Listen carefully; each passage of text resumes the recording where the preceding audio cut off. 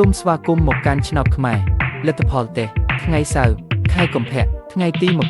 28 ជា Channel ចូលចិត្តនិងចែករំលែកវីដេអូសូមអរគុណសម្រាប់ការទស្សនា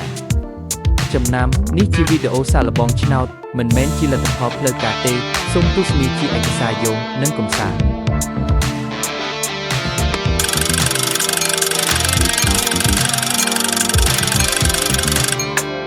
រង្វាន់ទី1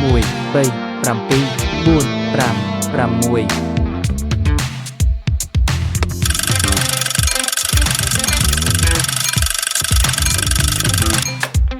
រង្វាន់ទី2 7 8 5 0 3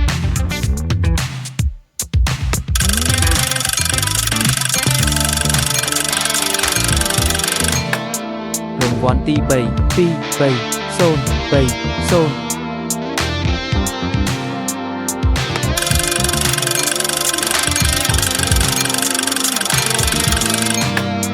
រង្វាន់ទី4 2 5 0 7 2